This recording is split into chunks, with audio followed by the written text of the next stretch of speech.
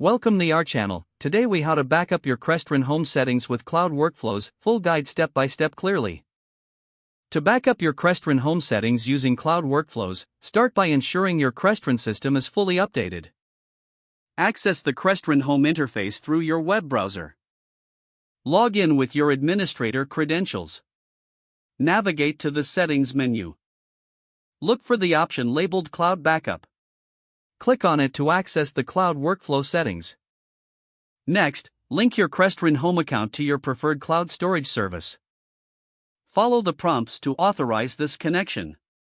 Ensure that you select the appropriate cloud service provider from the list. Once your account is linked, return to the Cloud Backup Settings page. Choose the option to create a new backup.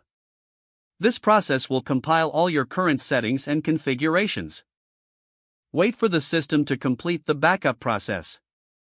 You can monitor the progress on your screen.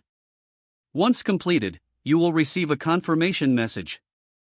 It is advisable to periodically repeat this process to ensure your settings are always up to date. For added security, enable automatic backups if the option is available. Regularly check your cloud storage to confirm your backups are safe and accessible. If needed, consult the Crestron documentation for troubleshooting any issues during the process. By following these steps, you will have effectively backed up your Crestron Home settings using cloud workflows. If the page does not load, refresh the browser or try again in a private or incognito window. Make sure you are using the correct email address, then retype it carefully to avoid small typos. If your password is not accepted, use the reset option and create a new strong password you can remember. Check your spam folder for verification or security emails, then complete any requested confirmation steps. Enable two-factor authentication if available to improve account security and reduce unauthorized access risk.